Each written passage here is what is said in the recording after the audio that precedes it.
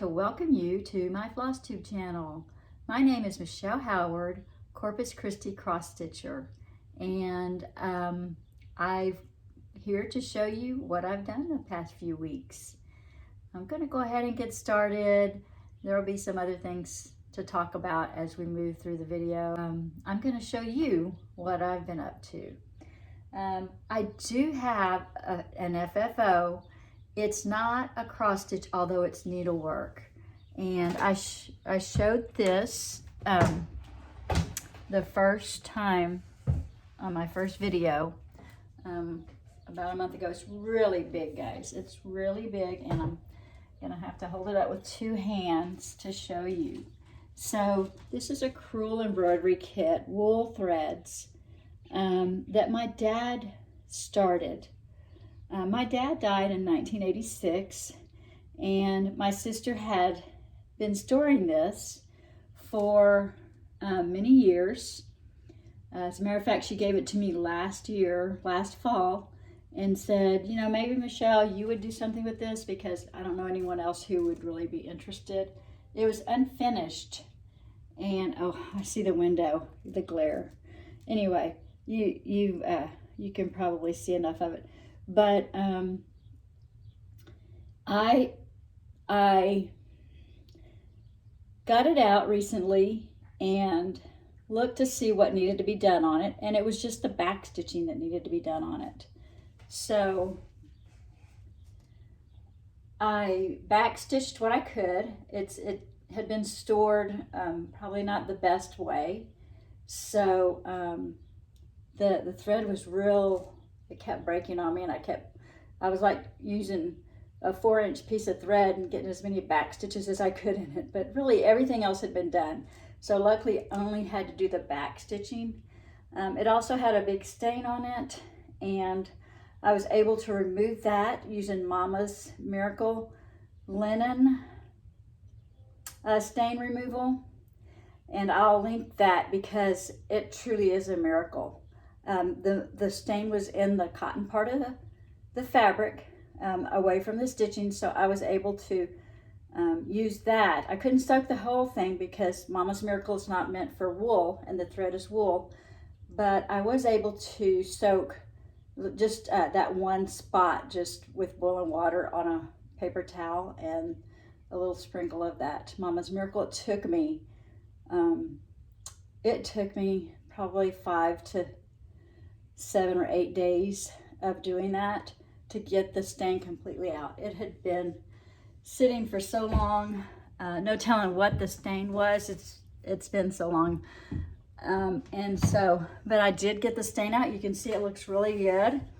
Once I got the stain out, I took it to Michael's, and we have this one lady there at Michael's in Corpus Christi that does a fabulous patient job with you, finding the right mats and offering suggestions. The cool thing about somebody else is she offered some suggestions that I hadn't thought of as far as the color of the mats, and then of course the helping me find the right frame and the size of it and everything. And then I brought it home and I framed it myself once I got the materials in from Michael's. And my method of framing is following exactly. Elizabeth Ann Can Stitch has a video out called How to Frame Cross Stitch. And that tutorial is several years old, but I've done it twice, and with it just worked out better than I expected, just following exactly what she says. I don't have to make it up. Elizabeth Ann already did it for me. So, you know, I say if there's an expert out there, what I consider an expert, do what they do. Don't try to reinvent the wheel. And it's worked out perfectly for me. So I recommend that video if it is not lacing, it is pinning onto the foam board. So, you know, you pick what you feel comfortable with and what you think your skills will be able to. And I think skill-wise, that was perfect for me. So with, like I said, with little trouble at all, I was able to follow those instructions, and I'm very happy with the 2 that I framed. I'll continue to frame mine that way.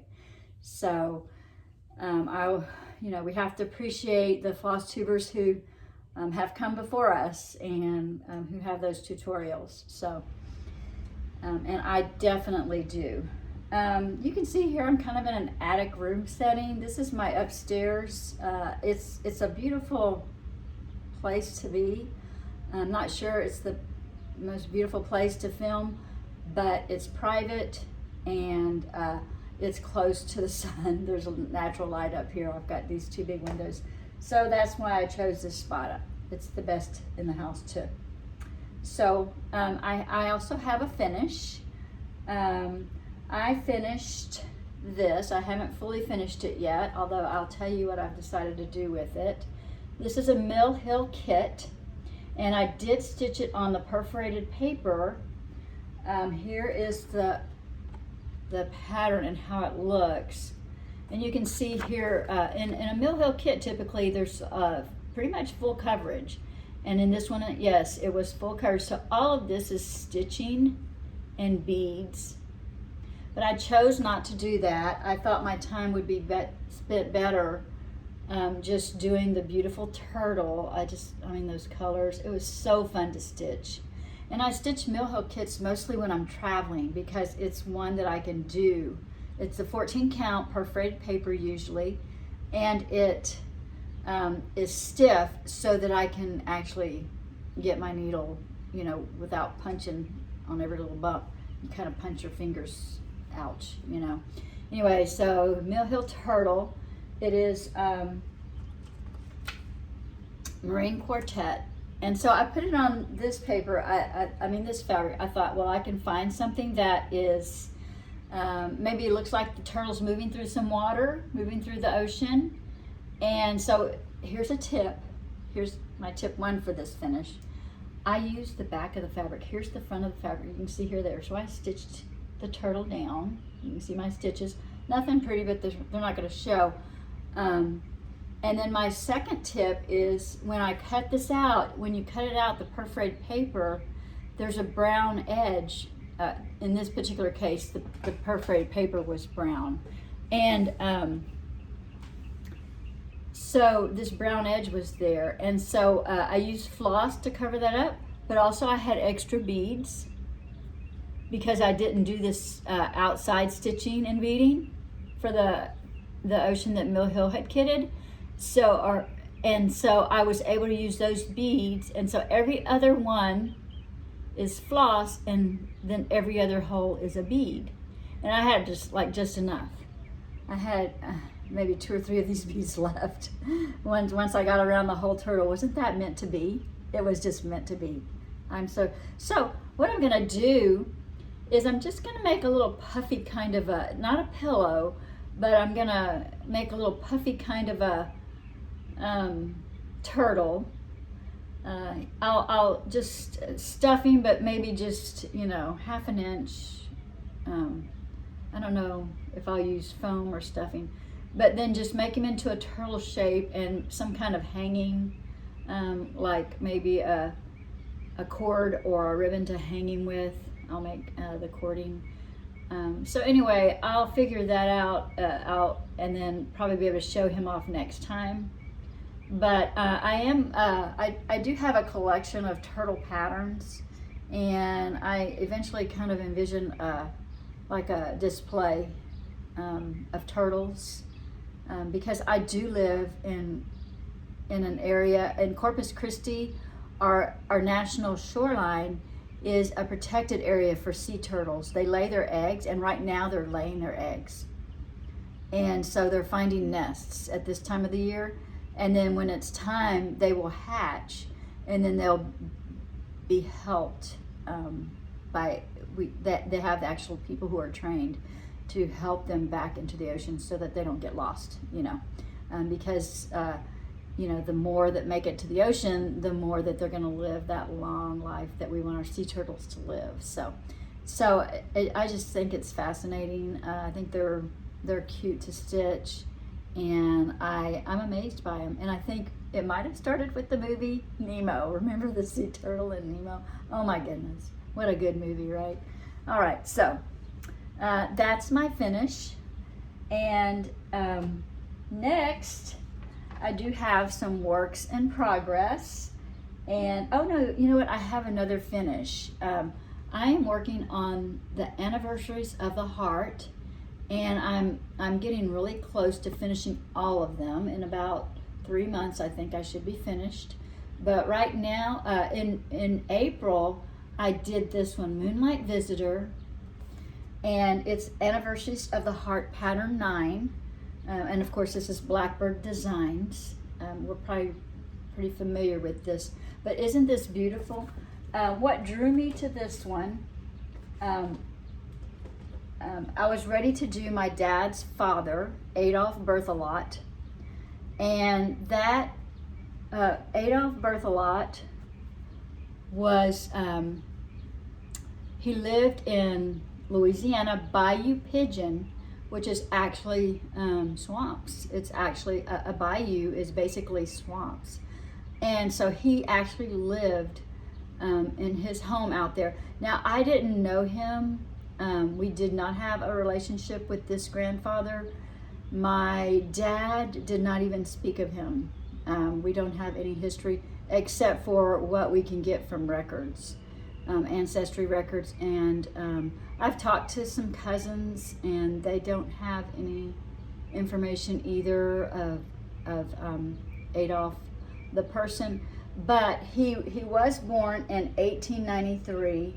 He married my grandmother, Azalie Acoin.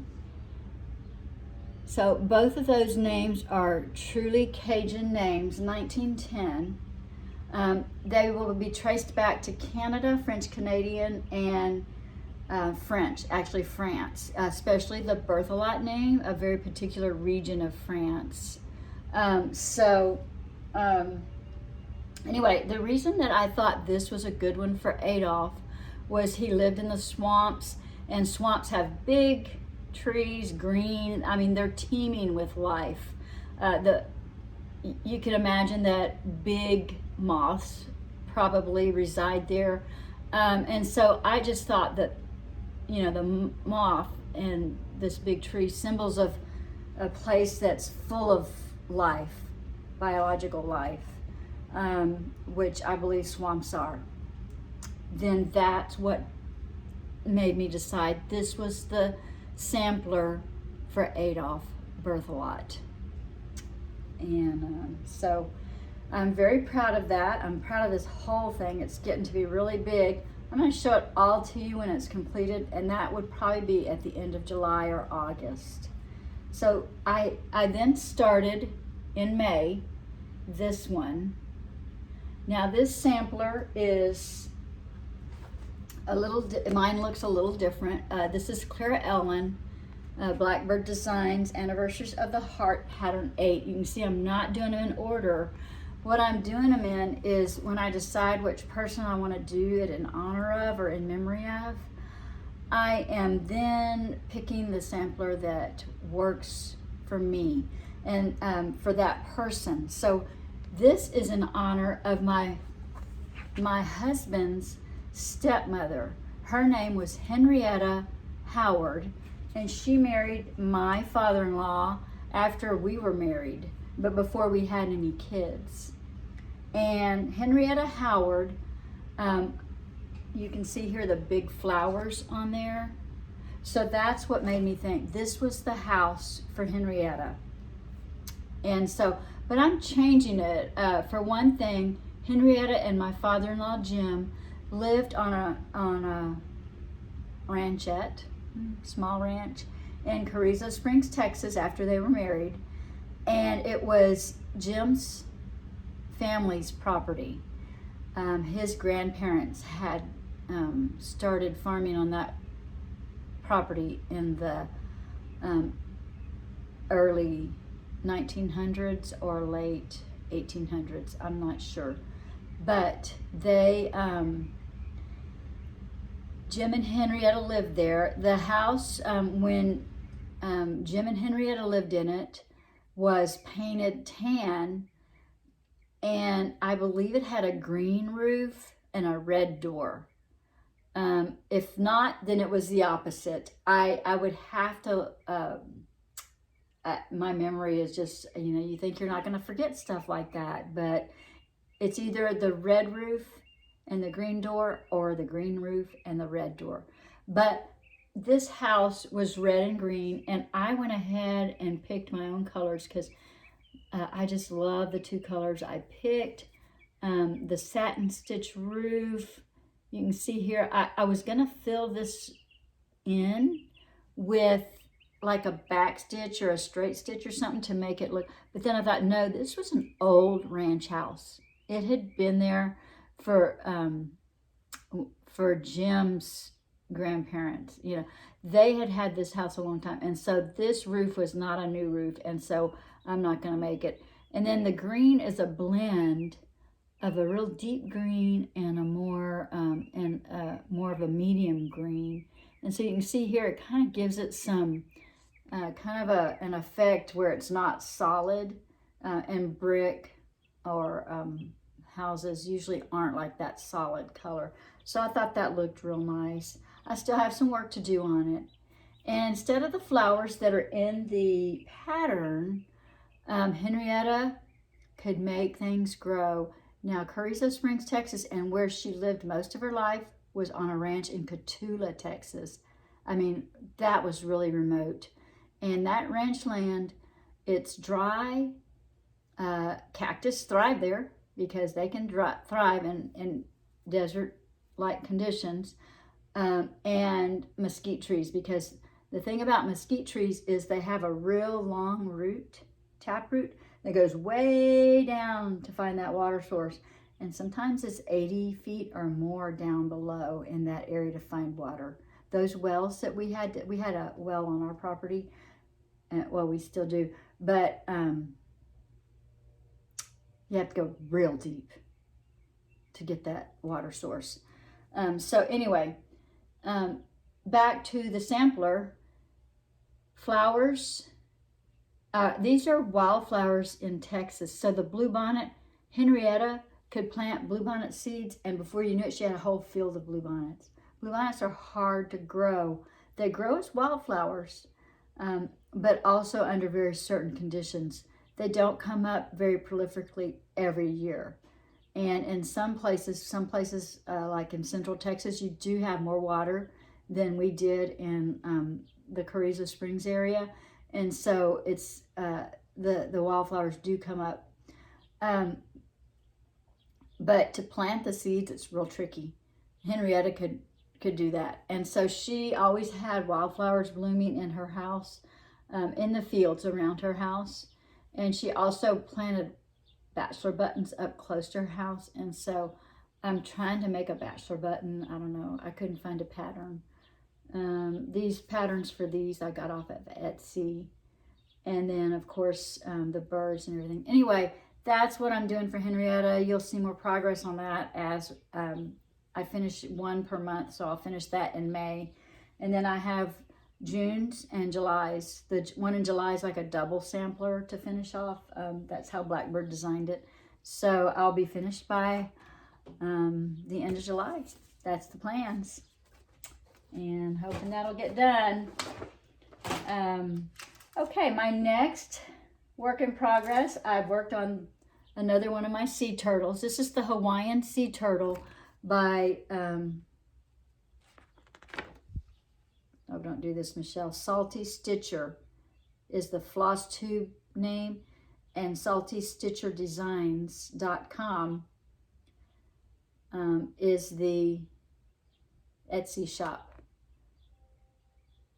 So this, it's silky threads, and you can see I always change up the linen. I kind of use what's available to me, what I feel comfortable stitching on. But when I last showed him, he just really had like this much. I don't think I had done his very much on all, and then the little octopus and maybe about an inch of this. So I've finished the turtle. And it's silky threads, it's variegated, so that's one color of silky threads. And the blue is also variegated. And so you can see I've continued on with the border. And so I just worked on this like one day. I just was one weekend day. I was tired of working on the samplers and thought, let me just pull out my sea turtle, my Hawaiian sea turtle. He's a beautiful pattern, and I'm enjoying working with the sulky threads. It's one thread, so it's a little easier to manage than the 2 threads, which I usually stitch with. So here is another car or travel sampler. This is this was an embroidery pattern that I was struggling with to embroidery. I embroidered like half of it. It looked horrible. And so I decided I really wanted to stitch it because it's a gift from my daughter who lives in Phoenix. And Sunday morning's shop is a young woman, Crystal Peralta Martinez, and she was at a Saturday market, and my daughter met her and there, and bought me 2 kits of hers. They're complete kits. They come with the wooden hoop, the DMC floss, the needle, and the fabric. Now this is not the fabric that it came with because I decided to make it into cross stitch. What I'm doing is 2 over 2. This is a 20-something count. I'd have to look. I'm just kind of blending as I go along. Like I'll start with a solid color, then I'll change and put two different colors together, and that bleeds into the next solid color, which bleeds into the next blend, and then I just keep changing up the colors that way to make it look like there's that sky movement, right? You know, it's not all like solid all the way across, and I'm pretty happy with it. And again, I like to do this. I do have a hard time with this one in the car, but it is an Aida, which makes it a little bit easier to stitch, but it's also an easy one to pack up and just take with me. And like if I can't do it in the car, then maybe I can do it while I'm sitting and waiting on people. I'm not a very patient waiter while I'm waiting on people. So if I have something to stitch, I'm much better at that than I am waiting on somebody. So those are my works in progress. I do have, well, my new start was the Blackbird sampler, but I also have a new start that was kind of a big deal because it is a Heaven and Earth Designs. Well, you can see it's another sea turtle. Isn't it beautiful? It is Heaven and Earth Designs, Sea Turtle, Spirit of Serendipity, Max Colors, artwork by Carol Cavaleras. And it's going to be finished. It's going to be pretty big when it's finished. I'm going to do the whole thing. Or that's the plans anyway. That's how I started it. The thing is I happened upon Teresa Little Stitcher. She had a video. I think it was a regular Flosstube. A new one popped up on my feed. I watched her, and she was doing all these full coverages, and I said, oh, I have 2 full coverage patterns. I made the decision that I was going to start my full coverage that week. Well, the other thing that got me was that Teresa Little Stitcher had she had another video, and she was going to post it like within the next couple of days after that first video I watched. And it was to show you how to organize your threads. And I thought, oh, great. So I waited for that. I watched it. She made it look so easy that I just said, okay, again, it's like Elizabeth Ann can stitch. Teresa Little Stitcher obviously has done this time and time again successfully. So I need to follow her process. So I thought, okay, good. No problem. I can get this done. I planned a day. I gave myself a day.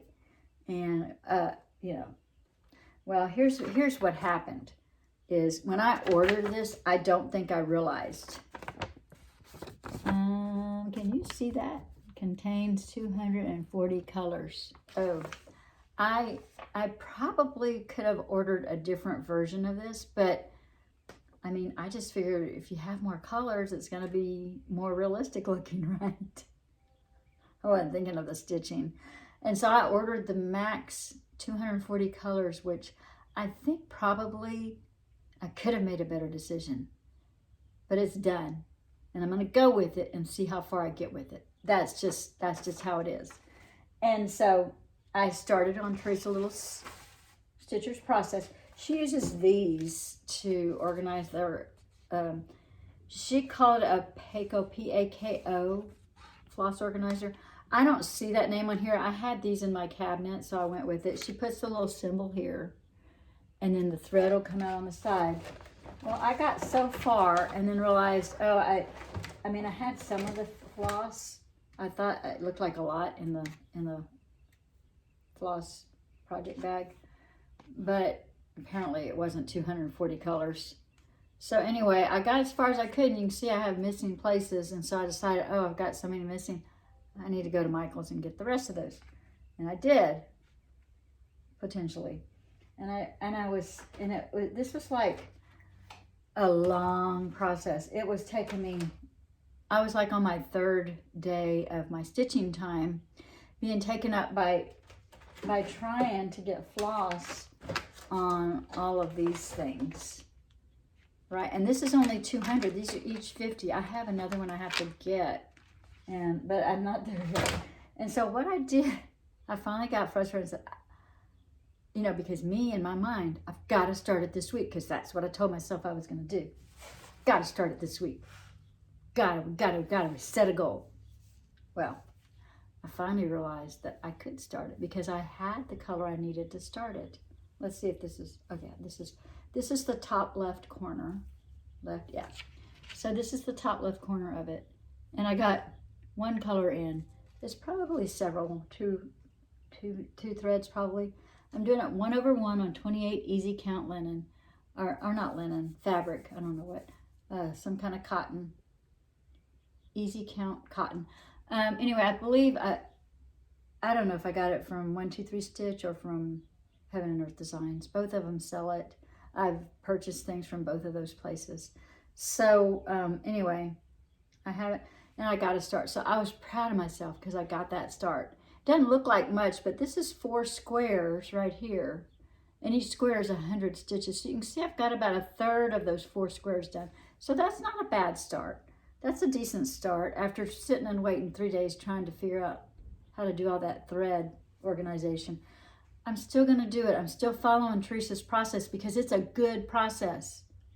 It's just that inexperience, and I just need to, I don't know why my hair's straight there. Inexperience is the thing. It's me, but her process is solid, and I feel like if I follow her process, I am going to be successful. And so that's what I'm going to do. I'm going to get it done and just work on it. It may be a day a month to start with, but I'm committed to that Blackbird Designs Anniversaries of the Heart and getting that done by the end of July. And so that takes up a lot of my stitching time, especially when I change up the design. And by the way, those wildflowers on the one I'm doing right now are 1/1 because I don't know how to make a pattern fit. I don't know how to make, if I am using a picture or a pattern or something and I get those, I don't know how to make it fit with 2/2 squares. It's just not, anyway. It's 1/1, which is, it's actually fun to do. I don't mind doing it. It just takes a little longer, and I cannot do it with my eyes tired. Some days I can't do it because I can't focus even with magnifying things on. So that's just the way it goes, you know, when you hit a certain age. Blessed to be here, but there's some challenges. that I probably could have paid attention to a little bit more with my parents and my grandparents and been a little bit more empathetic. But here we are. So anyway, I am excited about all of those stitches, and I think I've done a little more than I thought I would. I really took a whole week off. My granddaughter, my daughter and her husband were going to go to Mexico for a getaway, much needed getaway. And so I was responsible for taking the 9-year-old to school. And then that flipped on us because when I got there, she had some spots on her that were not supposed to be there. And when my daughter took her to the doctor that afternoon that I was supposed to take over, the doctor said she had a case of breakthrough chickenpox. Breakthrough meaning that she's been vaccinated, but she still got it. And we all know from COVID that you can be vaccinated, but you can still get something. So that's what happened with that. So we were, it was kind of one of those moments. She wasn't sick as in she didn't feel bad. The itching was very minimal. They didn't spread. They were in one area of her stomach, maybe her lower chest, but that's it. They never went anywhere else. And the reason I say that is because we actually had a good week, but that week was meant for me to pay attention to Lane and what she wanted to do and what her needs were, instead of me spending time doing my cross stitching and stuff like that. So I really kind of just lost a week, and I was afraid I wouldn't have much to show. Hence, it took me a while to get around to doing another Flosstube. I do have some other things. I got to go to some thrift stores, and there's this one that I went, and I'll put the name of it. It's not coming to me right now, but it's open only on Saturdays. It's like less than a mile from my house, and it's a real neat thing because it's several groups from several different churches that I can figure, not even a certain denomination, but they donate things to this church. Every week they accept donations, and then they get it all organized and priced and everything, and then they open only on Saturday for like half a day, up until 1 o'clock in the afternoon maybe. And I thought that, so I've gone twice, and each time I found some stuff that is very cool, very, very cool to me. This first little baggie I got because I like this strawberry. I haven't opened it yet. The whole bag was $2, and it's got a bunch of other things, bobbins, metal bobbins, which are beads, some thread, some floss. Anyway, but I really just wanted that strawberry. And so the other things will be useful, but I mean, we all could use another strawberry. Pin cushion. And then I found this cute Peter Rabbit fabric. It's actually not fabric. It's I have it upside down. There's the Tom kitten, and there's a puddle duck, and there's Peter Rabbit.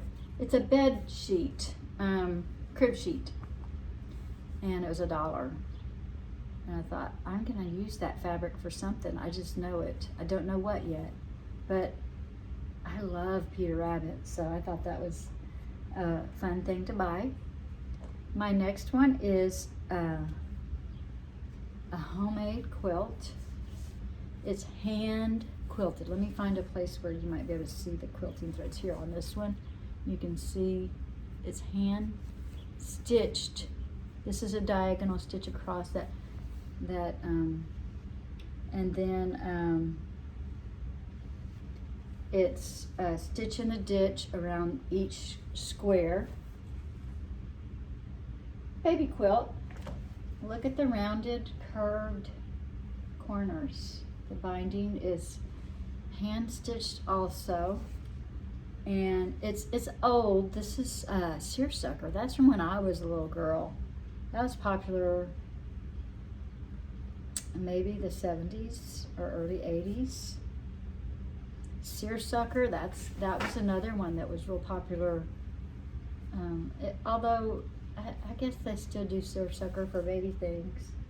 But anyway, I just thought this was fun. It was a whopping $5. I don't know what I'm going to do with it, but I thought for $5, I will find something to do with it. But it's beautiful. It feels really soft. It's obviously been used and washed over the years to make that cotton, you know, just right. So I dropped one of my patterns. Hang on, I'm ducking down. Back up. Here I am. Okay, so this is another thing I found. Sweet Nothings, Sweet Friendship. Look, JBW Designs. Judy Whitman. I paid $1 for this, and it came with the fabric. Linen. It looks like the fabric that it might be stitched on, but I'm not sure if it was a kit or if somebody just had selected that fabric to go with it. So I got that. Another pattern was Lizzie Kate, Sweet Nothing, Snippet. Praise Your Children. Praise your children and they will bloom. And inside of this was an overdyed floss. You can see the pretty greens. Let me get it in the right. Pretty greens. From Needle Necessities Inc. Floss overdyed, 20 yards, 100% cotton. And then it had 2 pieces of fabric, and they're small enough to, it's a small design. So I'm thinking 30 count oatmeal and 30 count birch. I'm thinking that somebody was gonna decide, or maybe stitch 2 of them. I don't know, but they were in a packet that was $2 for all of that. Oh, and then I found a cinnamon stick Santa, and it's got the embellishment kit and everything. A wooden button, some other buttons and beads, some gold floss. Cinnamon stick Christmas 22 Santa and his toys, and these are those stand-ups. They're made up on like 7 count fabric, and then you stuff them so that they stand up. And I had already, the thing is that I have one, and I have it already started. I just haven't gotten, you know, I got sidetracked with the Anniversaries of the Heart, and that's been my main focus for, a long time. And so I've started this one, Cinnamon Stick Christmas 16, Santa is a Star. And I have done it on 7 count fabric that I got at a store in San Antonio that's no longer, I'm sorry about that fold. Let me see if I can. USA, I'm working on the star, and that's part of his coat around the star in that red. And then part of his belt and hand, I think, below that. But yeah, I need to get back to this because it's on 7 count, which makes it easy, of course, to stitch. It also takes a lot of floss because I think I'm using, it recommends 3/1 on the 7 count, but I think I'm doing 6/1 because I wanted it, I didn't like the coverage of the 3. But here is the threads, some DMC, some overdyeds, and then Whisper floss. Let me show you the front of that. And it's that real fuzzy and 2 colors of that.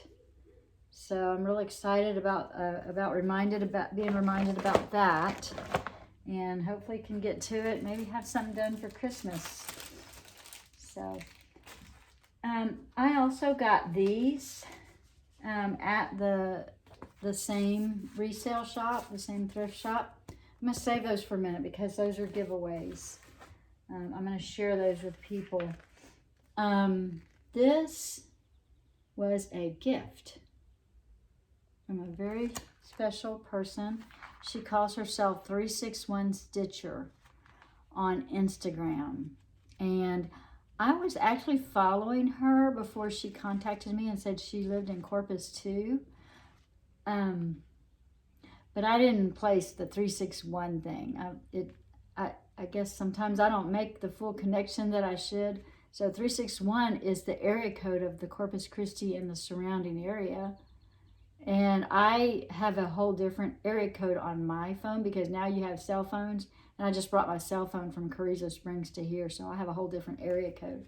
So I just didn't make that connection, 361. So yeah, and so when we met for coffee one day, she brought me this, which is the Winter 2022 edition of Punch Needle and Primitive Stitcher. And it's, well, if you've ever seen one of these, you know what a treasure it is. And so I'm very excited about it. And I did find something here that I'm very interested in. It's got a Barbara Anna design in it. And I've been wanting a Barbara Anna design. As a matter of fact, I almost bought one yesterday, but I was at a class for a sewing class and I didn't quite do my follow through. But it's got this Barbara Anna design in there called Christmas Window. And so now I have a Barbara Anna design to stitch up. I'm pretty excited about that. I did buy a couple of other things because Gary and Ronnie of Garon Stitchery were showing off their new fabrics, and they had received a bunch of Picture This Plus in at that particular Flosstube. And one of my goals, new goals, is to get a stash of linens. I don't have a stash. I just have what I've kitted up, and sometimes I just go buy the easiest thing, which I'll end up buying some linen from Michael's or something, which is good. It works for me. But I want to, you see all this on Flosstube, you want to kind of reach out a little bit. You want to kind of change. So I said, okay. So I got on and I ordered several 32 counts that I thought I could match up to some of the patterns I have, although I haven't actually done the matching up yet. But this is Murky, 32 count, hand-dyed cross-stitch fabric, Picture This Plus. And it's a fat quarter, which is 18 by 27 inches, or approximately. And the other one another one I got is called Fog. Now this is a little bit mottled, but it's a slight model, and it's kind of got a greenish tint to it in that modeling. It's called Fog, 32, same thing, 18 by 27 inches. This one's another neutral with a gray, more gray kind of a modeling, very subtle. It's called Tycho, Tycho. And then I couldn't resist because Gary is huge about green on the Garon Stitchery, and he's so enabling about it. And I have seen some real pretty, like if you stitch black or orange on this, it comes out real pretty. So I thought, well, that'll be one of my Halloween stitches. But it's Kermit, 32 count. And then I ventured off, I guess. I got a Fortnite Fabrics piece called Awesome. And look at that. Isn't that pretty? It's purples and pinks. I don't know how true the colors are coming out in your view. But anyway, it's called Awesome, and I believe it is awesome. So I'm excited about, finishing up on my anniversaries and then delving into that thing. And then, of course, when you buy anything, you got to buy a pattern or two. You just have to. I mean, isn't that a rule? Isn't that a law? Law of nature, law of cross-stitchers, nature and cross-stitching. I just believe it's true. So I've been wanting a tiny town, and so I got a tiny town. And what drew me to look at the Tiny Towns was that this was an April purchase at the end of April, and it was Heart and Hand Designer Focus Month at Garon Stitchery. So you can see it's a heart and hand pattern, and I'm very excited about doing that. And then another thing was that Niecy Lynn did this one.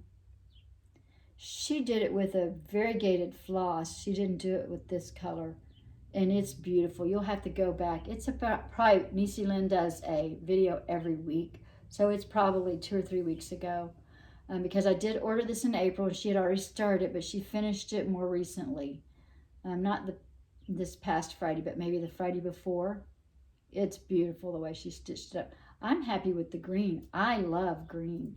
These kind of greens, like sages and avocado greens and pine greens. I like those kind of greens. And so again, it was a heart and hand, but which suited me because it was designer focus, but it also is beautifully stitched up. This is, the artist is Cecilia Turner, or I guess the designer. It says it includes the embellishments, but I haven't opened it yet, which it's a button, I guess, is what would be included in it. So I'm excited about doing that. And so I did have these. I intend to share these.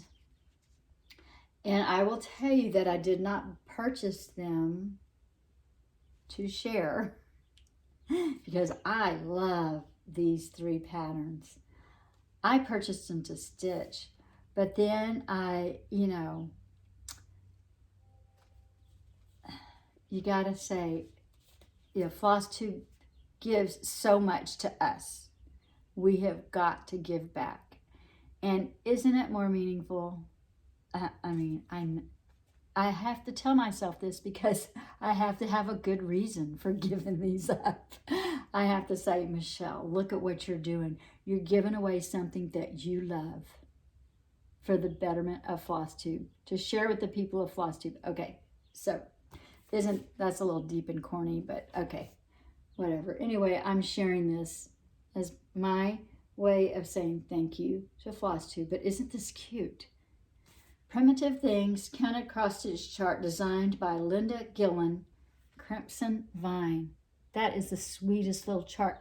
I got that at my most favorite thrift shop. I am going to put the name of that shop. You'll see it in text in Corpus. I got it for $1. But I not only got one, but I got 3. By the same artist. This one's called Molly. So if you want to be considered, comment Vine for Crimson Vine, just Vine, V-I-N-E. If you want to be considered for this one, look at how it's framed. Don't you just love it? Anyway, this one will be Molly. Comment Molly, M-O-L-L-Y. And look at Emma. Oh my goodness, I just love it. Sweet, sweet little samplers. Same thing, you'll comment Emma, E-M-M-A, in your comment, and then you will be considered for one of those 3 samplers. So my last video, I said I would give away one of these little pillows. Now, this, I think it's called Under the Woolen Wool Etsy shop. This is her pattern. I bought the pattern. Good intentions to make this for me, and we have a little group that we meet 2 or 3 times a month and talk about our goals and our, some spiritual things. And we're just a real nice little group. And anyway, I had intended to make this for them, one for each of them, because we all pick a word of the year. Well, I wasn't getting there. This is intended to be hand stitched, the word. I am also a machine embroiderist, and I found this font and I bought the pattern for that. And that's what I ended up doing, because it was maybe April when they still didn't get their word of the year pillow, and we're supposed to have it in front of us so we can remember our word of the year. This is my word of the year. And so it's just real simple. It's not a cute little button, these little primitive looking pins, you know, and then I hand wrote the meaning of the word of the year. And then you'll recognize this, it was the back of my turtle fabric. Kit Mar, Kitmar, 2 words, Kit Mar, not Mer, Kit Mar won that pillow. She put that comment in her, that word in her comment. So she's going to be the winner of one of those. So Kit Mar, if you will email me at the CorpusChristiCrossStitcher@gmail.com, I'll post that email in multiple places so you will be reminded. You will get be the recipient of one of those pillows as soon as I know what words you want and where you want me to send it. Then I'll make you one of these cute little pillows, and I have fun making them. I'd like to make them for more people, but anyway, so I think that's what I have for today. My air conditioner, for some reason, is off, and I'm getting a little glistening, like a little sweaty glow. And so that means it's probably time to say goodbye and see you next time. Let's make pretty things. Thank you. See you next time. Bye.